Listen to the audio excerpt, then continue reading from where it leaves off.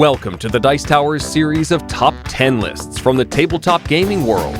Your hosts are Tom Vasel, Sam Healey, and Zee Garcia. Today's topic is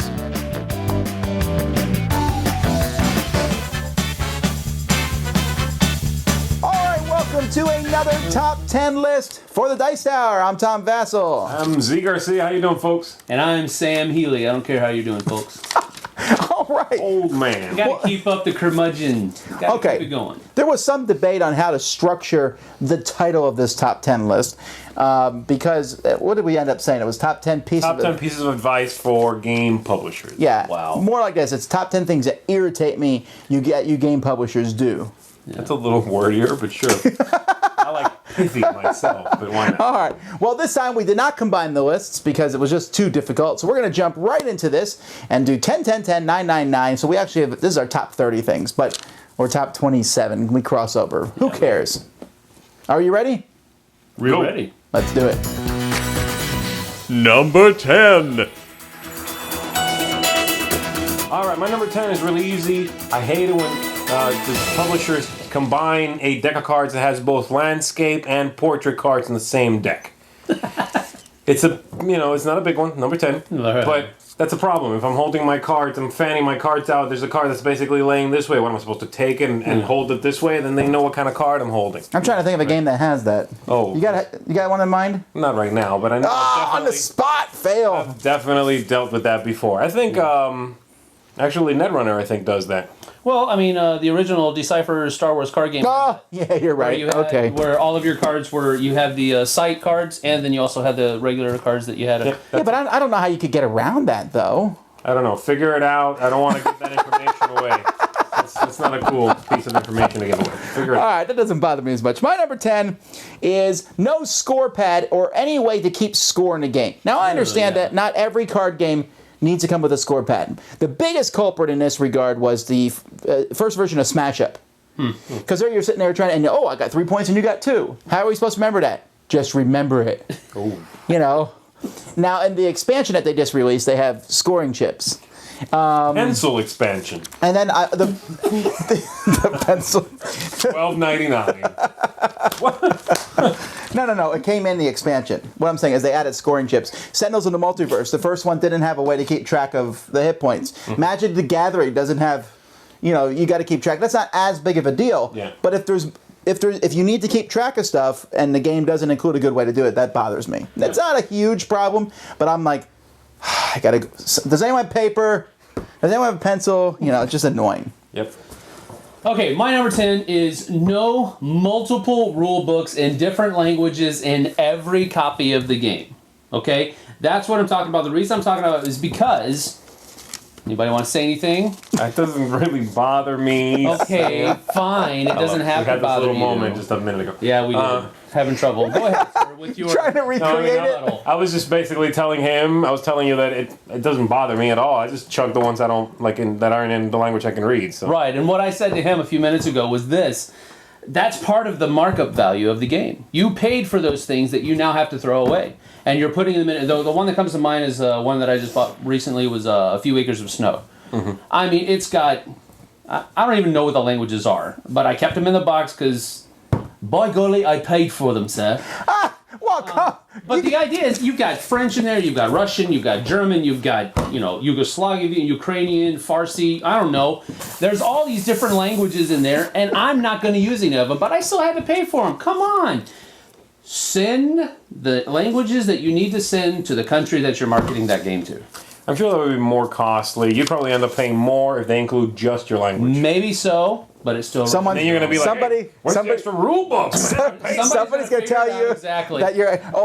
So that would cost exactly 3.52 cents more. Okay, but what about this? What if it's one giant rule book that has all the languages in it, but there's only one page of examples? So they're like, go look at A. That bothers me, especially, and this is really ethnocentric, sorry folks, especially when English is like the fifth one and it starts on page 32, and I'm like, I flip open, I'm like, setup. Oh wait, where is English? No, yeah, I get that. Maybe that would be a fix. Yeah, but you're fortunate. You have 2 languages you can look for. Yeah, I can look for Spanish also. That's true, but Yeah. still, I usually tend to keep when it's multiple ones, the Spanish and the English. I never read the Spanish one, but I keep it. It just bugs me that there's a lot of paper, there's a lot of print, there's a lot of ink in this game that I'm not going to use. And I get that other people are going to use it. I'm not, so it bugs me. All right. Fair enough.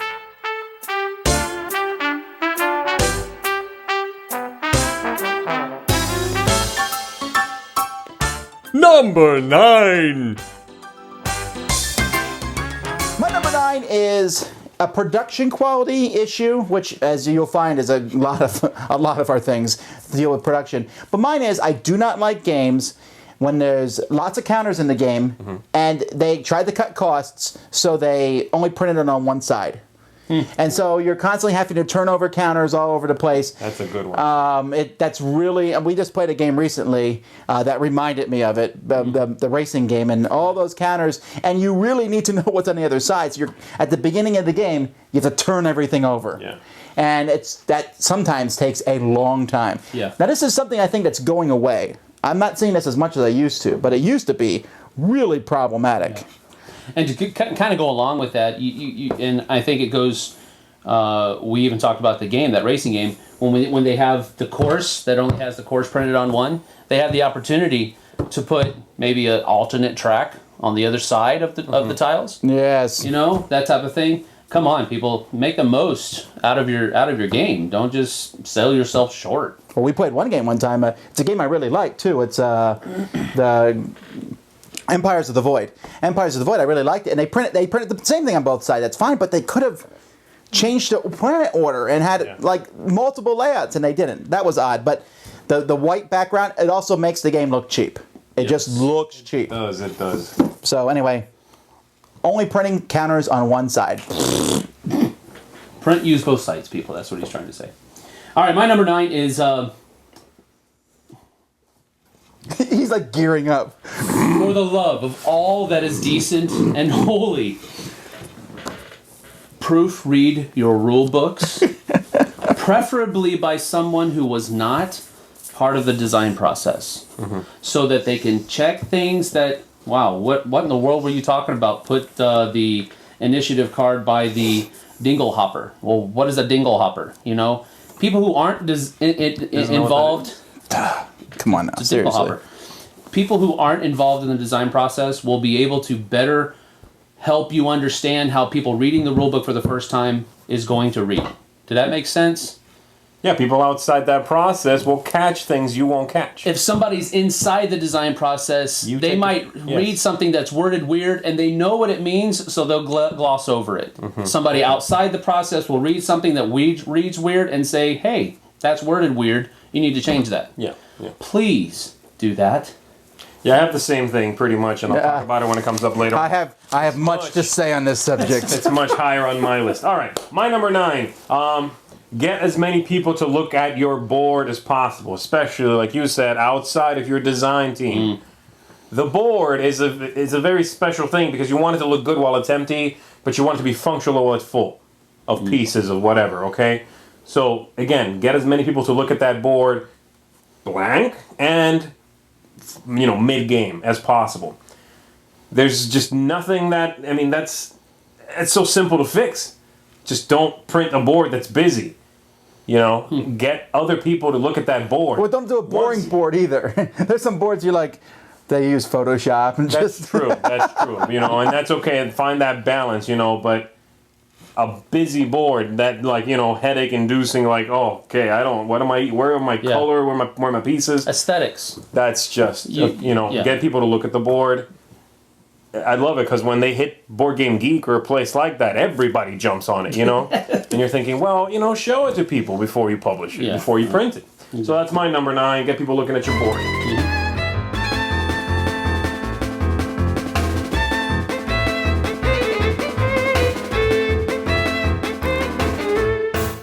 Number 8.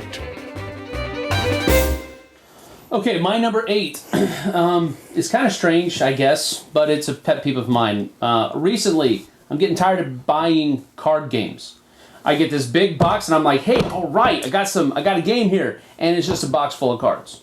And usually, it's not even full of cards. Mm-hmm. It's a quarter full of cards. And come on, put some components.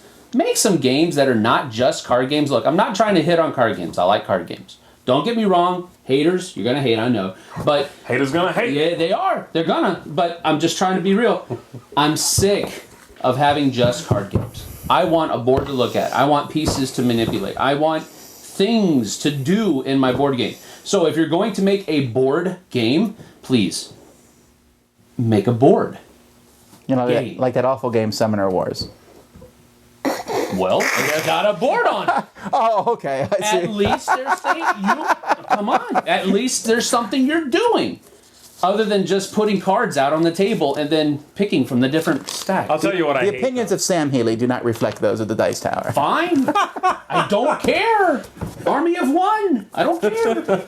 I know. I get what you're saying. I'm on the opposite end when it comes to like that because I'm scared of superfluous boards. Okay, I and there's understand some that. Seriously, like, here's a pad, basically like a chunk of cardboard with the outline of a card. Put the deck on that. No, you come paid $10 for Wait a that. minute. Yeah. Do you think the King of Tokyo board is superfluous?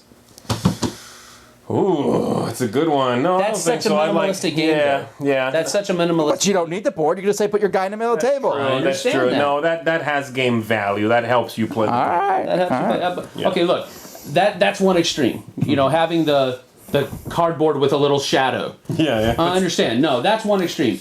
My extreme is, you've got nothing but cards, and you even have a diagram in your rule book of where you have to put every single.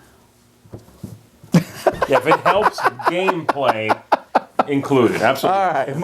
My number 8 is, please think about the functionality of your terminology. Don't use obscure or weird terminology. It's one thing, I understand, you don't want to say, put your worker on that spot and then you need to feed him. But when you say, you need to ablukabala the fanacha, and you call your discard pile, instead of calling it discard pile, you call it the fajikabala. He's keeping the foreign language. He's keeping the foreign language booklets and reading those, I think. What? No, but haven't you played a game, though? A good example is the Netrunner game. Netrunner. I like Netrunner. It looks interesting, but I mean, everything is called by these weird names, so I'll hear two people talking about it, and it's like they're speaking another language.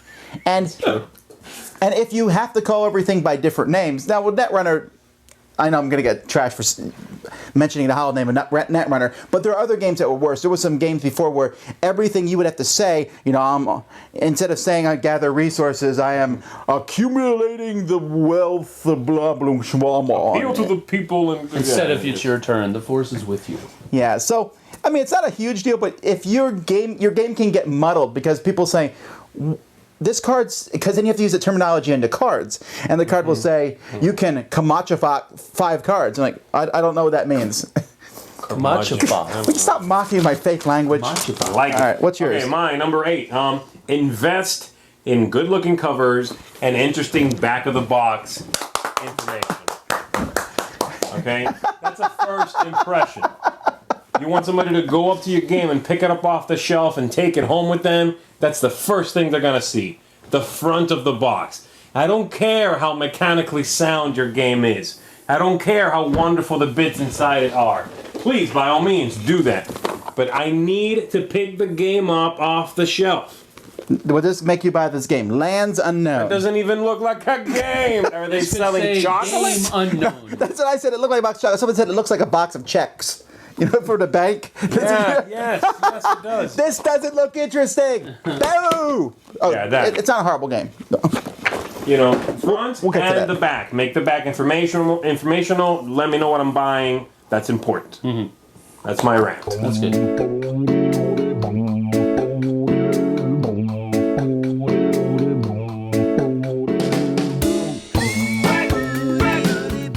Number 7. I have had to buy these poker chips, and I use them in a lot of games because I will replace in 90% of the games I play. I hate paper money. I hate it. Make cardboard chits. Make a money track. Oh, I don't really like money tracks. Make cardboard chits. Make card money. paper money gets bent, it gets wrinkled, it's annoying. You have to you have to like, how many? You just gave me 3 500s, and the guy's like, "Oh, I miscounted." And we know he didn't miscount. We know he lied, but you can't tell because it's paper money. And then there's those games where you have to hide your paper money, and so people are sticking under the board, and then they left the board up to get their money out, and then everything slides over. I hate paper money with a passion, and I almost never use it. I use poker chips instead, but. I think the only time I've liked paper money, and it's technically not even paper because it's like linen finished, is in Dice Town. Dice Town has those little dollars. Yeah. And they're linen finished. They almost feel like a really thin card. And that works. That I like. That I do, yeah. But even those get beat up pretty. Mine are really beat up. Yeah, they are. But paper money. I was hoping you were saying that was a good thing. Because Yeah. It sounded like you were saying a bad thing, but it is a good thing. It's a good thing. If it has a finish on it, it's better because it's more easily dealt out and it's a little bit at least protected. Straight paper though, gone. Like after 2, 3, 4 plays maybe. Oh, and if there's a fan, turn the fan on. Money goes everywhere. Like Power Grid has awful money. Awful money, but I made cards and it just works so much better. Yeah. So anyway, Absolutely. I hate paper money. All right, my number 7 is include the full rules in your game box. In the box. I want to get all the rules in the box. Don't tell me to go online and click on something. Don't tell me to scan something with my smartphone. Include all the rules. I hate when they do that.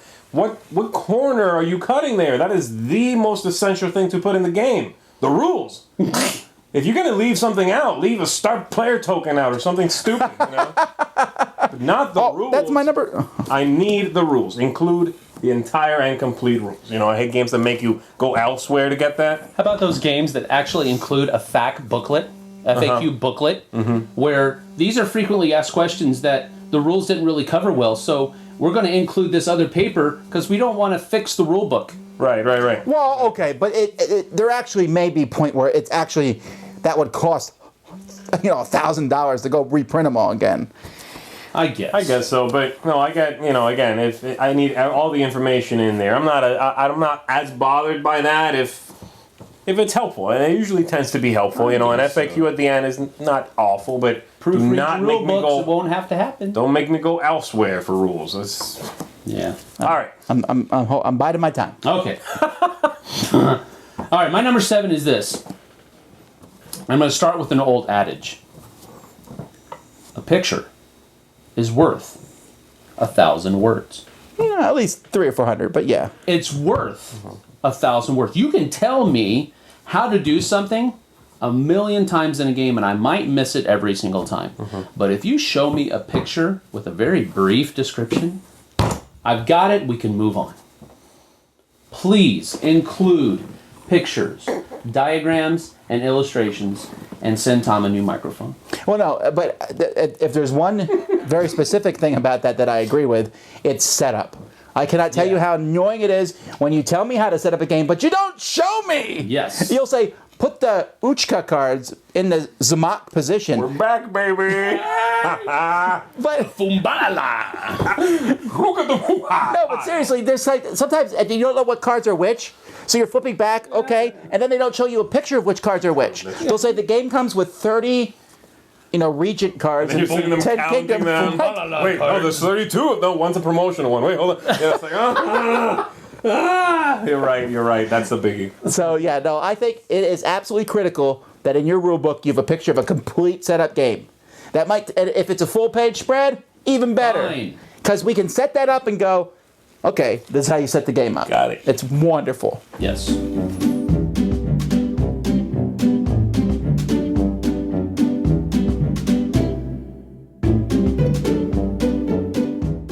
Number 6.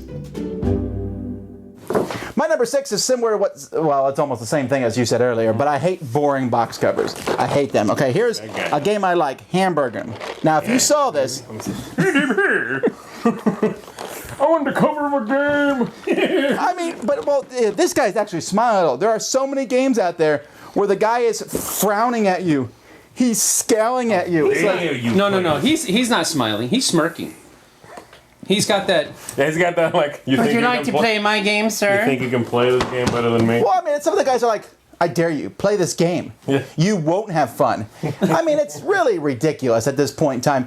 You got to make your game. Every time we say this, we're going to get responses. Yeah. Oh, you want spaceships and dragons and cowboys. Well, yeah, actually, that's pretty cool. But even in the 1600s, people didn't stand around scowling all the time. Well, maybe they did. True. I mean, come on. You can make a game look interesting and make the game look beautiful. Like Pillars of the Earth. That box, when I look at it, I'm like, whoa, that looks cool. You see a cathedral being built. There's no guy standing there going... I hate boring box covers. You make a boring box cover, and we're going to call you out on it. Okay. Well, interesting. My number 6 is not quite as animated as Tom was, but stop recycling old, beaten up themes. Well, yeah, let me get out of this. Come on. I mean, Build my cathedral. Build a castle. Trading in the Mediterranean. Yes. Zombies. Farming. That's awesome. Farming. I don't even know what that means. A throwback. That's the theme. They crank out a theme. Oh, they're Somebody just out there cranking out. Okay, gotcha. Somebody out Yes. there will get it. Look, here's my pun for the video. Think outside the box, people. Okay, think outside the box. Look, you've got to please do something with your theme. Use your imaginations. Remember, you had imaginations at one time. Put them back to work. Wow. All right. It's all you. Sam's coming out swinging. Okay, mine. You guys are just killing it. Okay, my number 6. Pick the right sized box for your game. Okay? I don't like storing or buying air, but I would also love to be able to put the game back in the box from whence it came. Where's these? Don't you love these little Both card those game extremes boxes are bad, where you're okay? like you sit there and you have to slide the cards in? You have to split the deck in two. You cut it in two, and then you have to slide it in without a card shooting at the bottom. Pick. Okay, so I don't. Again, you were saying about card games. You buy the box and it's, Yeah. I don't mind card games. I love card games. Yeah. But sell it to me in a card-sized box. Gotcha. I don't want to buy a Fantasy Flight-sized game and open it up and there's 2 decks of cards for 2 players. We're gonna get Each to one a has 50 fight when cards. this is over. Well, What, Right size. Pick it. Don't sell me the box. Yes. Make a good game. I will be happy to store your game. And you know what? I would really like to applaud Fantasy Flight for really they've taken those big coffin boxes, giving you the same game in smaller ones. They've taken their card game boxes and made them nice and thin. They're doing a good job. Good job, guys.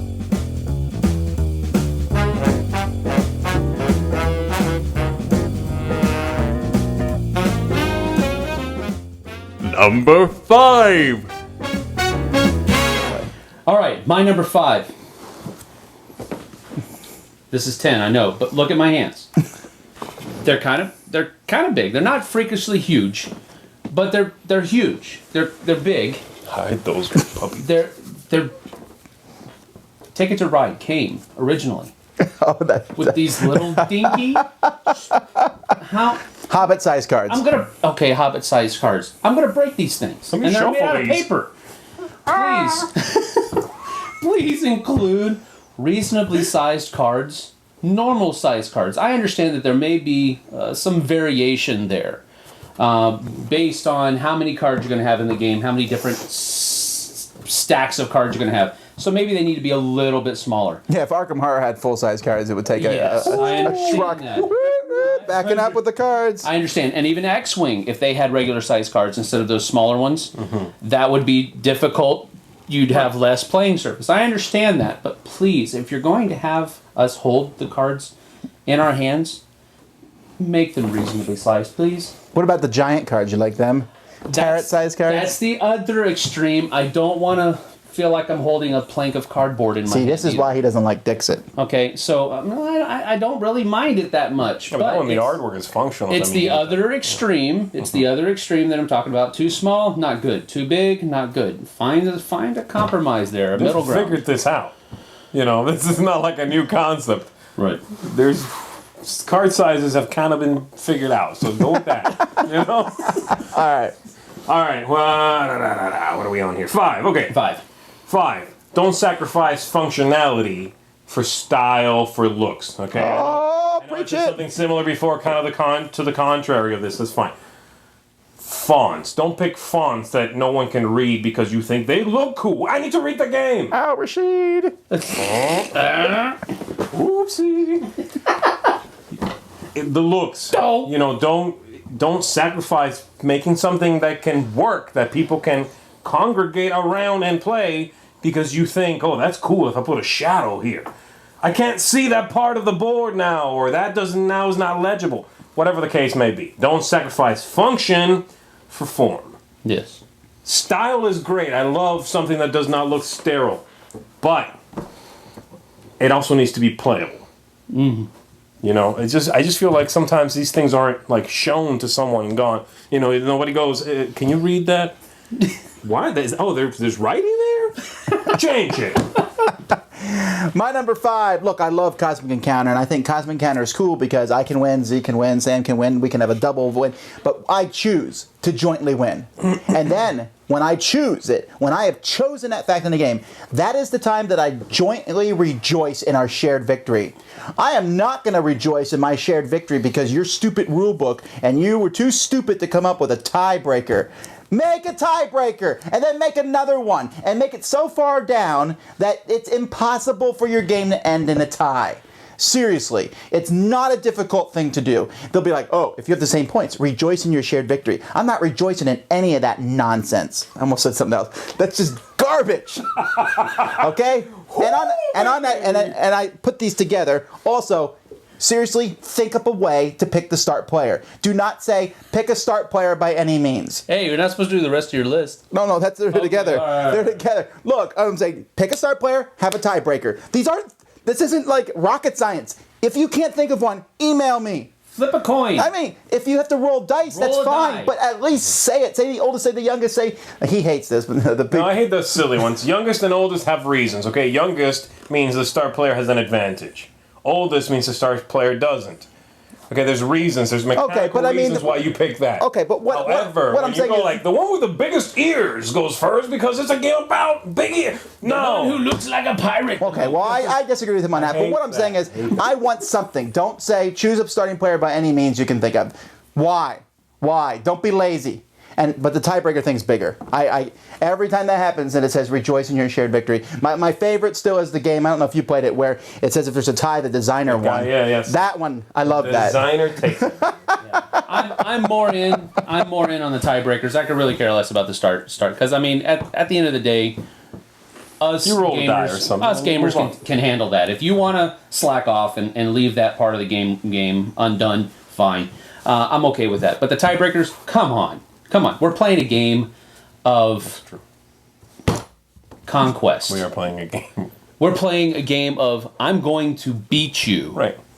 And now you're telling me that I cannot.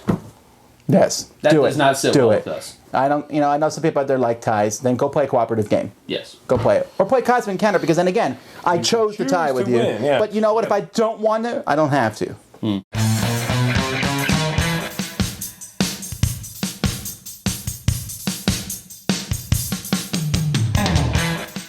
Number 4. There's not a lot I'm going to say on my number 4 because both of them I mentioned already, but boxes. But for me, the standardized boxes matters. I know that you can't call up a company and say, can I use the same boxes you do? But please make your boxes not a weird size. Look, I know that you thought a pentagon box, a hexagon box, a tube box, a bag, a box that's shaped like an box. I like that. No, well- they've had 'em. Well, okay, But it's well, not I mean, a box. shut up! It's a tube. A piece of cardboard. You don't have a piece in your game closet where you keep all the tubes? I don't mind. No, I don't mind little bags sometimes. But I'm going to call out Stronghold Games and other people too. Tins, I hate them. Stop it. They look pretty. They do. They're cheap to make, but the lid comes off all the time. They don't stack well at all, and the lid comes off all the time. And when that comes off in your bin, you want to punch the publisher who made the tin. We're never going to do a top 10 list. It's stupid. Make your boxes decent sizes. Well, my number 4 is basically the same thing. Uniform box size. I stole it! Vasel strikes again! All of Mine is, let me... Is that your number 4 too? Oh! That's... Wow! The little bit I'm going to add to that rant is, quite simply, yes, don't make weird boxes, but I hate when a box is like slightly bigger than the box everybody uses. Like, there's like whatever you want to call it, Ticket to Ride box, okay? Where did you get that box that's like half an inch bigger? What? Was that a manufacturing error and you got that like half off? I mean, why? How? Use the same box as everybody else. This is the time we don't want you to be unique. No. I'm going to add to this. This is my number 4 too. Strange how that worked out, but I'm going to add this little caveat. Stop trying to sell us on box size alone. Guys, guess what? We're on to you.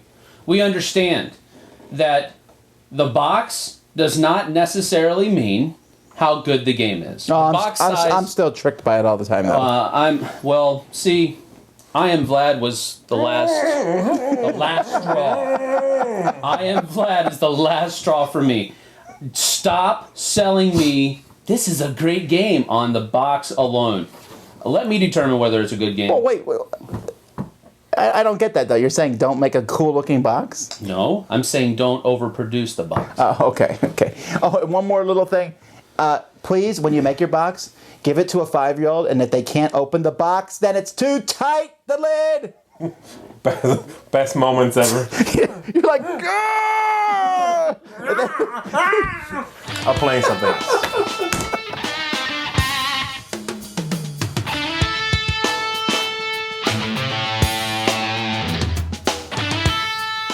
Number 3. My number 3, please have usable, well-designed box inserts with future expansions that are planned in mind. Okay? One of the games that comes to mind, we were just talking about it today, is Quarriors. Now, they came with a tin. Stop hating. They came with a tin in their original set. It was a cube. Stop hating. It was nice.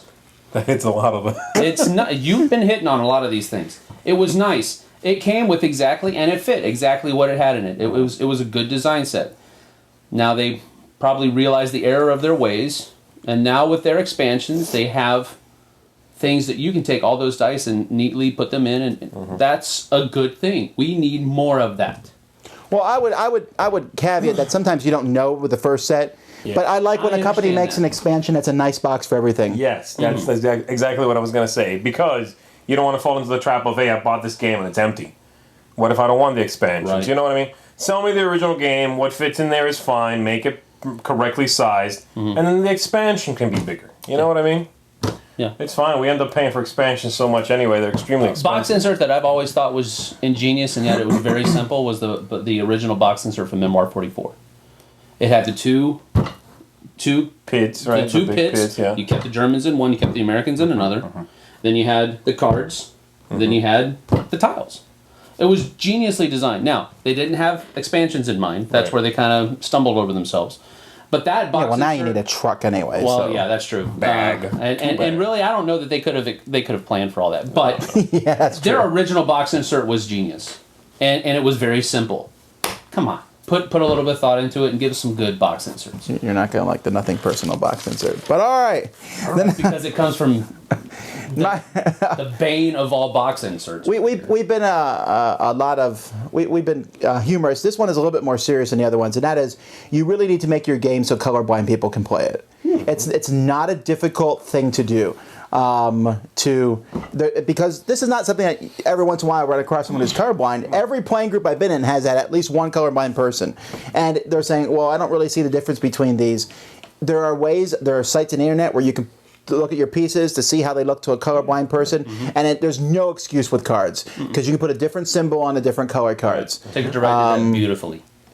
Yeah, well, you know what though? They didn't Queen do it is on their. really good about that. They didn't do it on their first Company. board. Their initial board didn't have any symbols on it, and then they added it. That's right. And that just makes a big deal.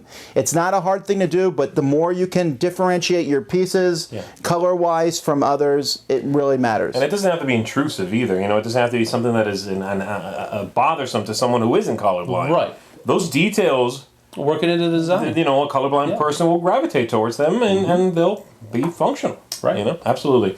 Okay, my number 3 is a little bit of what you were talking about with the box sensor. This is a very specific pet peeve I have, though. Okay. When you make a dent in your insert that holds a deck of cards laying flat, I realized when you sent the game to me, they were shrink wrapped. Guess what? Once I open it, they're not shrink wrapped anymore. Make it deep enough so they all sink in there. There's this much room to the bottom of the box. So why do they have to stay to the top so that the top 3 cards are always flopping around in there? I hate that. Yeah. Look, I don't care. Sleeves, yes, I know. I don't sleeve games. If you want to sleeve it, chuck the insert, whatever. But really, the deck of cards, just the straight up deck doesn't fit in the hole for the cards, even though it could have gone in there twice more. Why? I hate that. Calm down. Take a drink. Goose frog.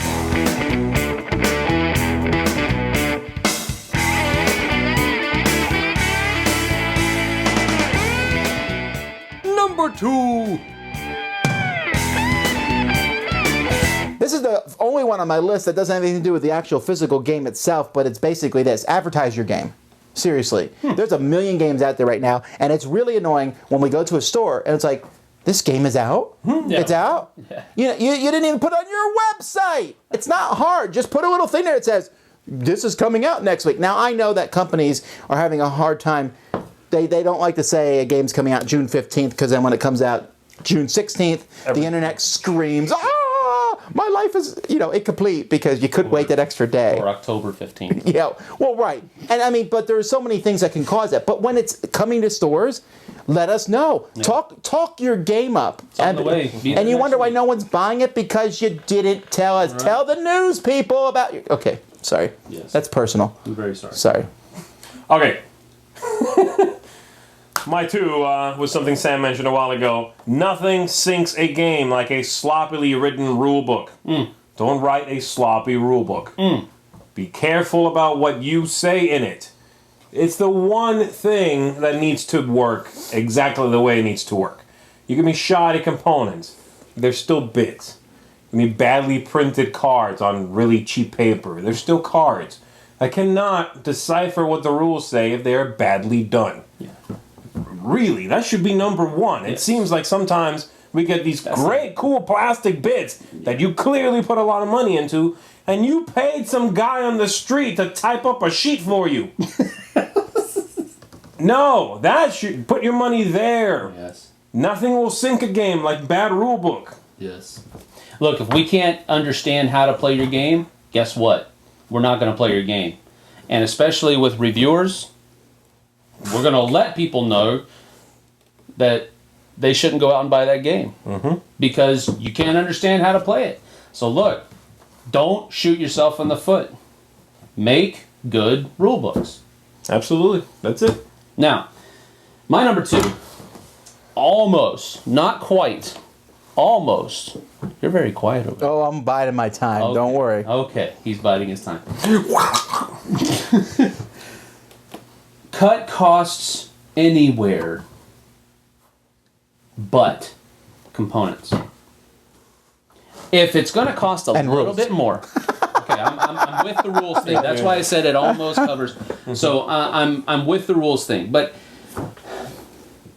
okay, I'm going to have a little bit of a loose interpretation of components. I think a rule book is a component of the game. All right. You can't play the game without it. I hear you. But where else can they cut costs then?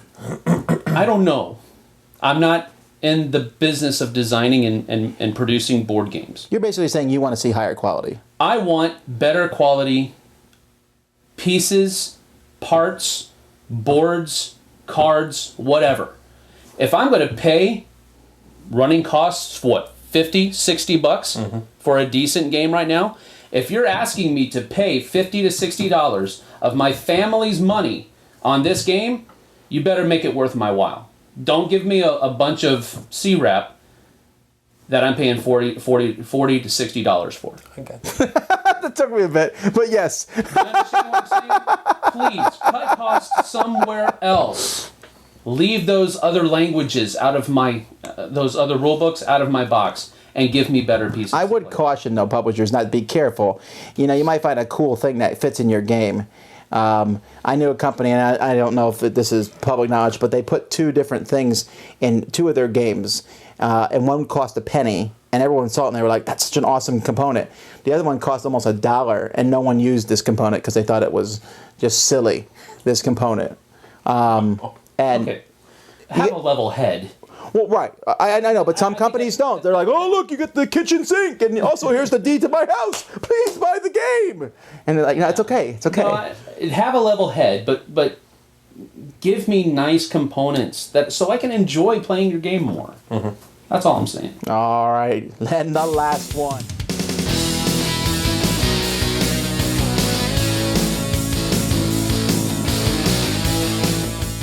And finally, number 1. All right. My number 1. Stop making mediocre games. Stop it. You know the game isn't really that good. Stop it. Okay? It might have Kanizia's name on it. But it still stinks. Money! Stop making games just for money. I know it's a business. I know it's a business. Okay? Please, don't. I'm not an idiot. I know it's a business. I know you got to make money. I know you got to feed your family just like we do. But stop making the fad games. Stop making the stuff. It's not worth it. And it just makes me angry. Actually, I agree with this, although this is kind of loosely interpreted all over the place in the sense that I really believe that a lot of people out there are publishing games that they think are pretty good.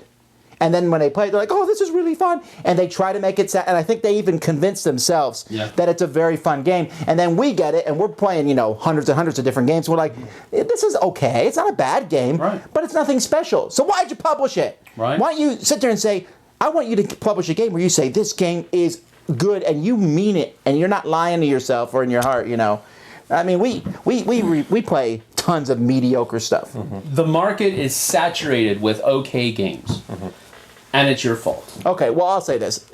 A nicer way to say it would be aspire to greatness. Okay. I'm going to say it this way. The market is saturated with okay games, and it's your fault. All right. I had something similar on my list, which ended up getting cut, which was, don't sell me, great game, the card game, and it's a bad game. And you're trying to just go, oh my god, I love the board game, so I'm going to buy this one. Ticket to Ride the dice game. He said at this time, no. We love you, Days of Wonder. It's Adam. Really? So no, it was pretty garbagey, yeah. That is not, because, and here's the problem, people will lose faith in your company. That's right. You want to make money? I don't have a problem with that. I have less of a problem with that than Sam does. But I will stop trusting your company. No, I don't have a problem with people making money. I don't have a problem with I don't think it should be like, oh, because you want to be good. No. Go make money. But do realize when you brand a game based on a better game, and that game is garbage, that's right. People will go, whoa, burnt by you. Won't happen again. Fool me once, shame on me. Okay. All right, my number 1 is... Okay. Understand who your game is for. This is what I mean by that. He read it. Or you will be understood by the who. I feel if you do not understand your game shall be understood by. You're just taking the phrase and turning it around. What I mean by that is very simple. Okay, it happens all the time. A really meaty gamer's game about dancing bees. Who's that game for? Him. Understand your audience. That's all I mean. Who is your audience? Gamers like heavy duty game, go for the meaty theme. Heavy issues. That's fine. Game for kids, silly paintings, silly light mechanics, great. Don't combine those two things. Yeah. Someone's getting burnt. Hybrid games. I feel like Zee's been burnt recently. Yeah. It just feels like, look at this game. It's about, meaty things. And you open it and it's like, hey, here's a card. Roll one die. Or the opposite is even worse. Yeah, hybrids work when you're talking about cars. Not always so with board games, because you run the risk of disenfranchising two groups at the same time. And now you're searching for that third group where everybody likes both parts of the game. You're going for a really risky. niche market on purpose. Why? In 2 weeks on the Dice Tower Audio Show, we'll be talking about our top 10 hybrid games. There are some good ones. There are some good ones out there. We won't be in on that. No, but do you remember the game that we first played like 10 years ago where they mixed Risk and Monopoly with Lego pieces? Riskopoly? No, it was called, I can't remember what it was called. I got that. All right. Well, my number one has been, my whole thing has been, you guys have scooped me twice on it, but it needs to be said, and that's the rule book. Now, these guys have been my guinea pigs for many, many games that we get in there, and they have seen me frustrated many times, and my wife has seen me come out of the room and just throw the rule books across, because the people, I read lots of rule books, and if I can't understand how to play your game, then hire somebody. In fact, you should not publish your rule book unless multiple people played it. So you know how to play your rules. You know how to play the game. You can play it backwards and forwards. You've taught it many times. And you say, well, of course people understand this. You know what? They're not going to understand it. It's garbage. It's just trash. Write better rule books and then give it to someone else and then fix the mistakes and then give it to someone else and fix the mistakes and then do it again and again. Because I am tired of rule books that don't explain how to play the game, that don't tell you how to do basic things that a 5-year-old who would read it would understand. Look. You are probably a good game designer, but you're probably not a good rules writer because that's a skill. That is a very highly developed skill set, and most people can't do it. And you know what? You're one of them. No, I'm not saying I'm one. No, look. Boom. No, look.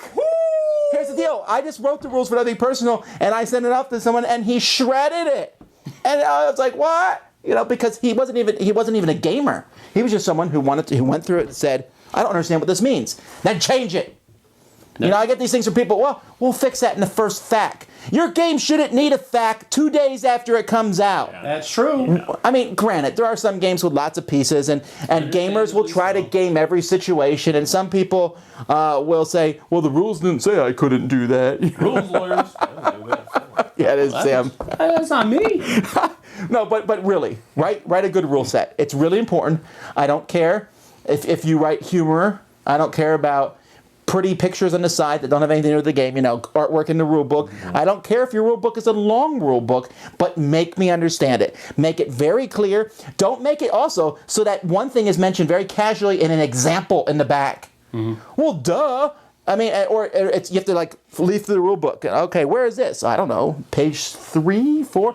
I hate bad rule books. I hate them, and you keep publishing them, and you need to stop. And it's your fault. Right. Okay. No more rule books that are technical manuals. This goes into his thing. 1.1426. Oh my word! Still do that? Do they still do that? Some companies do, mostly board game companies. That's an old thing. I mean, that's. But you know what? Some of those rule books are better than some modern rule books where the guy writes it like in prose. We're about to have some fun. Hey, folks, welcome to town. Okay, lest you think we hate game publishers, we really love them. I'll say this: the games that are being produced today, for the most part, are light years. Even from 5 years ago. Absolutely. Game publishers are doing a fantastic job. We'll get a game, we're like, that was so neat that they did that. That was so cool. We're just giving positive...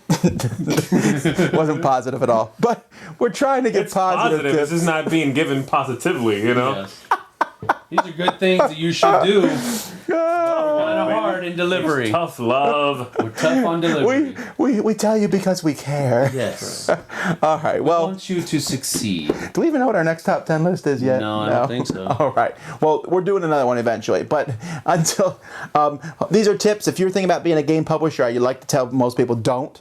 find another game publisher first and, work with them because you can't do all these things on your own. But if you do, take heed to the tips. Get that rule book. All three of us said that. Have a nice box size. We all said that too. Please. All right. Anyway, until next time, I'm Tom Vasel. I'm Zee Garcia. And I'm Sam Healey. And you've been watching The Dice Tower.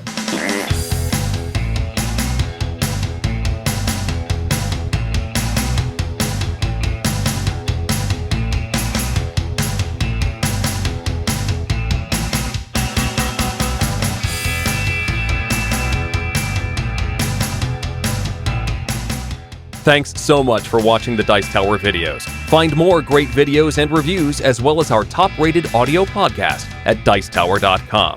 You can also find other great shows at Dicetowernetwork.com. I'm Eric Summerer, and you've been watching The Dice Tower. The Dice Tower is sponsored by Cool Stuff Inc., where you can find great games for great prices. Cool stuff in stock. Check them out at CoolStuffInc.com.